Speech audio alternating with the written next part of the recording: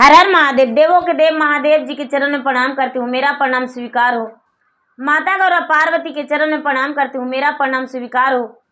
गणपति ललनवा के चरण में प्रणाम करती हूँ, मेरा प्रणाम स्वीकार हो। सब देवी देवताओं के चरण में प्रणाम करती हूँ, मेरा प्रणाम स्वीकार हो। सब गुरु भाई बहनों के चरण में प्रणाम करती हूँ, मेरा प्रणाम स्वीकार हो। गुरु भाई बहन, मैं एक कथा सुनाने जा रही हूँ। इस कथा को पूरा सुनिए और रहस्य जानिए। आधी नहीं, आधी सुनने में शिव गुरु का अपमान होती है और पूरा सुनने में ज्ञान होती है। इसलिए कथा को पूरा सुनिए और रहस्य जानिए। हर हर महादेव, घर घर महादेव। गुरु भाई बहना, एक राजा थे और उनकी एक रानी थी। राजा साहब के पास 1600 दासी थी और एक रानी थी। बहुत सारे नौकर थे। राजा का राज बहुत बड़ा था। राजा साहब की दासी जो थी, पानी भर के पूरे प्रजा के लिए लाती थी। इसलिए राजा के पास 1600 दासी थी। राजा का कोई संतान नहीं था। राजा बड़े दुखी रहते थे। राजा बड़े चिंतित रहते थे। राजा का दिन रात दिमाग में चलता था कि क्या करें जो मुझे संतान हो। राजा साहब किसी व्यापार से बाहर चले गए। जब बाहर चले गए तो राजा के द्वार पे एक दिन के लिए ठहर गए।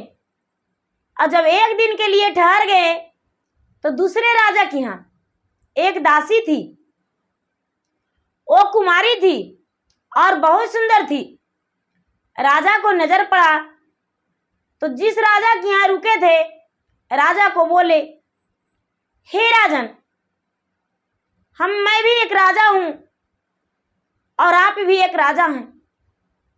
मेरे पास 1600 दासी है और आपके तो लगता है कि 2 4 5 है। लेकिन आपसे कुछ हम विनती करना चाहते हैं। क्या आप मेरे प्रार्थना को स्वीकार करेंगे? राजा बोले, महाराज, आप दिल खोल के बात कर सकते हैं, अपना प्रस्ताव रख सकते हैं। ये जो राजा निसंतान थे वो बोले, हे राजन, मेरा कोई पुत्र नहीं है। यदि आपका इजाजत हो तो आपसे कुछ मांग सकते हैं। राजा ने बोले, आप बेझिझक अपनी बात को रख सकते हैं। जब राजा ने ऐसा बोले तो ये जो निसंतान राजा थे वो बोले कि हे राजन, आपके जो दासी है उस दासी को हम खरीदना चाहते हैं। राजा ने बोले, तो कोई बात नहीं, आप इनके मुंह मांगा कीमत दे दीजिए और दासी को ले जाइए। राजा ने मुंह मांगा कीमत दे दिए और दासी को अपने घर लेकर आ गए। जब अपने घर लेकर आ गए, अपने घर आकर उससे विवाह कर लिए और विवाह करके उसके साथ रहने लगे। जब उसके साथ रहने लगे तो वो जो बड़ी रानी थी, जिसके पास पूरा महल का चाबी था, जिसके अंडर में पूरा राज था, वो जलस होने लगी और पूरा नाराज रहने लगी कि ये राजा मेरे ही सामने मेरे सौतन के साथ रहता है, उसके से बात करता है, उसी के हाथों से खाना खाता है। उसमें भी ये दासी थी और उसे राजा ने रानी बना लिया। बहुत जलती थी। ये जो राजा थे, राजा बार बार कहते थे, हे रानी, जितना प्यार हम छोटी रानी से करते हैं उतना ही प्यार तो आपसे भी करते हैं। आप क्यों नाराज रहते हैं? आप इससे भी अच्छे से बात कीजिए और मिलजुल कर रहिए। लेकिन जो बड़ी रानी थी, बड़ी रानी ऐसा नहीं करती थी। गुरु भाई बहना, ये जो छोटी वाली रानी थी वो गर्भवती रह गई और गर्भवती रह गई के बाद एक सुंदर पुत्र पैदा लिया। जब पुत्र पैदा लिया तो बड़ी वाली रानी और जलस होने लगी और मन में उसको लगता था कि इस बच्चे को और दासी को कैसे मारूं, किसी तरह से ना किसी तरह से इसका जान लेना होगा मुझे अपना राज वापस लेने के लिए। अब रानी बराबर यही तरकीब लगाते रहती थी। राजा ने कोई काम के सिलसिले में साल 2 साल के लिए बाहर चले गए, प्रदेश चले गए अपना कारोबार के लिए। तो यह रानी बिल्कुल अकेली हो गई। दोनों रानी, उसके बच्चे और उनके घर के दासी नौकर। राजा जो थे अपने मंत्री के साथ, सेना के साथ चले गए थे। जो बड़ी रानी थी वो क्या कि कोई एक जादूगर रहता था, गुरु भाई बहना जादूगर रहता था, उसके पास जाकर अब बड़ी रानी जादू ही सीखने लगी और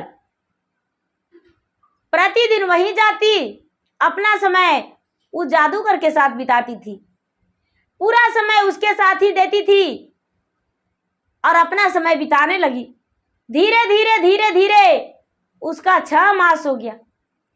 6 मास में इतना जादूगरनी बन गई कि हर मनुष्य को, इंसान को जानवर में बदल देती। अब रानी जो थी पूरा के पूरा जादूगरनी हो गई। घर आई तो माँ बेटे को दोनों का, माँ का बकरी और बेटे का छोटा सा बकरा बना दिया रानी। बकरा बनाकर और उसके पास जो दासी था, नौकर, उसको बोला मेरे पास 2 बकरे हैं, इसे अपना घर लेकर चला जाओ, राजमहल में इसका क्या काम। वो जो नौकर था, नौकर इस बात को सुनकर बहुत खुश हो गया। उसे लगा मुफ्त में रानी दे रही है 2 बकरे, इसे पोसेंगे, पालेंगे, मेहनत करेंगे तो मुझे बहुत सारा पैसा मिलेगा। गुरु भाई बहना, वो जो नौकर था लेकर चला गया। जब सालों बाद राजा आए तो राजमहल में खोजने लगे। जब राजमहल में खोजने लगे तो रानी नहीं मिली, जो दासीवाद रानी थी वो नहीं मिली, और ना ही तो उसका लड़का मिला। ये राजा जो थे, राजा बड़े चिंतित हो गए, दुखी हो गए और दुखी होकर बड़े परेशान हुए खोजने में। जब खोजने में परेशान हुए तो राजा कहते हैं अपने रानी से कि हे रानी, मैंने तो बड़ी मुश्किल से एक दासी से विवाह करके और घर लाया था, अपना वंश चलाने के लिए उसे विवाह किया और उसका एक पुत्र भी हो गया, लेकिन वो कहाँ चला गया। रानी बोली महाराज, आप नहीं जानते, आपकी जो रानी थी वो और उसका बेटे दोनों मैके जा रहा था, हमसे इजाजत लिया, हमने उसे आज्ञा दे दिया और अपना मैके जा रहा था। रास्ते में उसको कुछ शेर हमला किया और दोनों को खा गया। राजा ने बड़े दुखी हो गए। हे राजा साहब, आपको आने के लिए हमने भगवान से मन्नतें मांगे हैं और भगवान को बोले हैं कि हे भगवान, मेरे पति घर आ जाएंगे तो आपका बलि चढ़ाएंगे एक बकरे का। राजा ने बोला तो ऐसा बात है तो कोई बात नहीं, बकरे को तैयारी करो, इंतजाम करो और पूजा पाठ करके भगवान को बलि दे ही दो। रानी बहुत खुश हो गई और उसी दास को, जो नौकर था, उसको बुलाए और बोले, रानी बोली तुम्हारे पास क्या कोई बकरी है, बकरा है? वो दास बोला, हाँ हाँ मेरे पास है। क्या आपको जरूरत है? राजा ने बोले, देखो हड्डे गड्ढे लाना, जो बहुत बड़ा रहे उसी को लाना। नौकर ने क्या किया गुरु भाई बहन, राजा की जो पत्नी थी बेचारी, बकरी बन के उसको घर रह रही थी, उसे ही नौकर ने ले आया। जब नौकर ने ले आया तो राजा ने उसे काटने के लिए तैयारी किया, तो बेचारी बकरी जो थी पूरा में चिल्लाने लगी और राजा को घुर घुर के देखने लगी, अपने आंखों से आंसू झचकाने लगी। उसका अंदर आत्मा जो था उमड़ रहा था कि हे राजा, हम दूसरे राजा के यहाँ एक दासी के काम कर रहे थे, आपने तो मुझे खरीद कर लाए और नौकरानी से महारानी बना दिए, लेकिन आपका रानी जादूगरनी बन गई और मुझे एक बकरी बना दी। हे राजा, आपने मेरे ही गर्दन पे आज छुरी चला देंगे, आज मुझे ही काट के खा जाएंगे, मैं क्या करूं? वो भगवान को पुकारने लगा, भगवान को पुकारने लगा और कहने लगा, हे भगवान, हे भोलेनाथ, राजा का सत नहीं टूटने दीजिए, राजा का सत नहीं टूटने दीजिए। मेरा जो शरीर है सिर्फ कट जाए तो सिर्फ खाली हड्डी हो जाए, रत्ती भर भी मांस नहीं निकले। हे भोलेनाथ, आप ही मेरे राजा को, सत को बचा सकते हैं, और कौन बचा सकता है? बकरी बेचारी विलाप कर रही है। गुरु भाई बहना, राजा से बकरी नहीं कटा, ममता उमड़ने लगा। राजा दूसरे को बुलाकर और बकरी को कटवा दिए। जब बकरी को कटवाए तो एक बूंद खून नहीं निकला और ना ही तो मांस, सिर्फ खाली हड्डी था। जैसे अंदर में भूसा भरा हो उस प्रकार उसका शरीर में से निकला। राजा ने बोला, अरे नौकर, तू कैसा बकरा लाया था? इसमें तो थोड़ा सा रक्त नहीं निकला, नहीं तो मांस, इसमें तो जैसे लगता है भूसा भरा हुआ है, कैसा बकरा लाया? रानी झट से, जो बड़ी रानी थी, कहती है, जाओ दूसरे बकरा को ले आओ तुम अपना घर से। वो जो नौकर था झट से राजा को जो बेटा था बकरा बना हुआ उसे ले आया और बोला, हे राजन, ये बकरे को हम बहुत अन्न खिलाए हैं, इसको उठा कर देखिए, बहुत मजबूत है, इसे काटिए। गुरु भाई बहना, राजा ने ही अपने हाथों से बकरे पर तलवार उसार दिए काटने को लिए। जो बकरा था राजा का बेटा पूरा चिल्ला चिल्ला के रोने लगा, गरजने लगा और पूरा आंखों से आंसू गिराने लगा, अपना पैर पटकने लगा। राजा को ममता आ गया। जब राजा को ममता आ गया तो राजा ने पूरा स्नेह भर के कहने लगे, ममता जाग उठा और कहने लगे, हे नौकर, इस बकरे को ले जा, जैसे लगता है कि मेरा कोई अपना सा हो, उस तरह मुझे इसे देखकर माया आ रहा है, प्यार जाग रहा है। इस बकरे को ले जा और कोई और को ले जा, जो तुम्हारे पास सबसे छोटा हो उसी को लाना। गुरु भाई बहना, जब ये जो नौकर थे अपना घर ले जा रहे थे, घर ले गए अपने बकरा को, तो नौकर की एक बेटी थी 12 साल की। 12 साल की बेटी थी तो बड़ी जोरों से ठठा के हंसी और हंस के उसके बाद रोने लगी।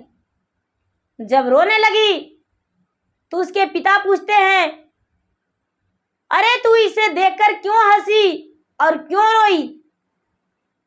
वो लड़की कहती है, पिताजी आप नहीं जानते, जो बकरी का बलि पड़ गया वो बकरी नहीं था, राजा की दूसरी पत्नी जो दासी थी, राजा से जाकर पूछिए, एक दासी को खरीद कर लाए थे और उससे विवाह किए थे, जाके पूछ लीजिए। वही बकरी उसका जो रानी है, जादूगरनी है, जादू सीखा है राजा के पीठ पीछे, और उन्होंने ही बकरी बना दिया था। और जब बकरी बना दिया था तो आपने ले जाकर दे दिए और राजा अपने यहाँ तो उस बकरी को काट डाले। वो राजा की पत्नी थी, एक बूंद खून नहीं निकला, क्योंकि वो भगवान की पूजा करती थी, भगवान के भक्त थी, इसीलिए। और ये जो बकरा है राजा का पुत्र है। राजा के जाकर दासी नौकर जो था बोला, हे राजन, आपसे कुछ मुझे कहना है। राजा बोले, बोलो, बेझिझक बोलो। दासी ने बोला, हे राजा साहब, यदि आपको हम कहेंगे तो आप मुझे मार डालेंगे, मुझे जीने नहीं देंगे। राजा ने बोले, हम नहीं मारेंगे, बात कहने के लिए तुम्हें इनाम देंगे, बताओ, हिम्मत जोड़ के बोलो, क्या कहना चाहते हो। नौकर ने बोला, हे राजा साहब, मैं आपका अन्न खाया हूं और नमक। जिस बकरी को आपने काट दिया वो दासी रानी थी, जिस दासी से आप विवाह किए थे वही दासी रानी थी, और जो बकरा को हम आपके पास लेकर आए थे वो आपका पुत्र था। राजा ने चौंकते हुए बोले, उसे गले में लपट के कहने लगे, ये सब तुम्हें कैसे पता कि मैंने दासी से ब्याह किया था। नौकर ने बोला, हे राजा साहब, आप नहीं जानते, 12 बरस की एक कन्या है मुझे, उसी कन्या ने ये सब बातें रखी है। राजा ने बोले, तो तुम्हारा कन्या कहाँ है, उसके पास मुझे ले चलो। राजा ने उसके पास गए। राजा ने उसके पास गए और कन्या से बोले, हे पुत्री, तूने मेरी पत्नी और मेरे पुत्र के बारे में क्या जानते हो, मुझे बताओ। लड़की ने बोली, हे राजन, सबसे पहले मेरा शर्तें आप मान लीजिए, तभी आपको हम बताएंगे। राजा ने बोले, हे पुत्री, तुम्हारा शर्तें मुझे मंजूर है, बोलो, अपनी बात को रखो। लड़की बोली, हे राजन, सबसे पहले मेरा शर्त यह है कि आप अपने जो बकरी है पत्नी को आप काट दिए हैं, बलि चढ़ा दिए, आपने दासी से विवाह किए, आपकी रानी जादूगरनी है, क्या आप मुझे कोई सजा नहीं देंगे। आपका पीठ पीछे रानी ने जाके जादू ही सीखी है और आपका पत्नी का और बेटे का बकरी बना के रखी थी। राजा ने ऐसा बात सुनकर बोले, तो ठीक है, हम तुम्हें कोई सजा नहीं देंगे इसके लिए। क्या मेरा पुत्र फिर से पुत्र नहीं बनेगा मेरा बकरा से। लड़की बोली, बन जाएगा, लेकिन उसके लिए भी एक शर्त मानना होगा। राजा बोले, तो बताओ। जब आपको पुत्र को बकरी से पुत्र बना देंगे तो अपना पुत्र से मुझे विवाह कर दीजिएगा। राजा ने इस बात को स्वीकार कर लिया और बोले, हे बेटी, बकरी का मनुष्य बनाने से पहले हम तुम्हें बहुत स्वीकार रहे हैं, अपना धन तुम्हें सौंप रहे हैं, मेरा घर मकान धन संपत्ति राज सब कुछ हम तुम्हारे पास सौंप रहे हैं। मेरा पुत्र को तू फिर से पुत्र बना दो बकरा से। वो जो लड़की थी, लड़की ने एक लोटा जल ली और जल लेकर भगवान भोलेनाथ के याद की और सूर्य देव के सामने पूरब की ओर खड़ी होके और कहने लगी कि हे सूर्य देव, आपकी प्रकाश से दुनिया जलता है और फूल खिलता है, उसी तरह दुनिया को जला के फूल खिला दीजिए। कि राजा को पुत्र के फिर से पुत्र बना दीजिए जो कि बकरा बन गया है। हे भोलेनाथ, जो आपको भक्ति करता है उसे आप अपना चरण के दास बनाते हैं, उसी तरह हम दास बन के रहेंगे। मेरा हाथों का लाज रख दीजिए। इतना कहके और वही जल से बकरी को नहा दिया। बकरी को नहा दिया, बकरा को। बकरा जो था सुंदर राजकुमार बन गया। गुरु भाई बहना, जब सुंदर राजकुमार बन गया तो ये जो लड़की थी कहने लगी, हे राजन, हम आपके पुत्र का तो बना दिए, लेकिन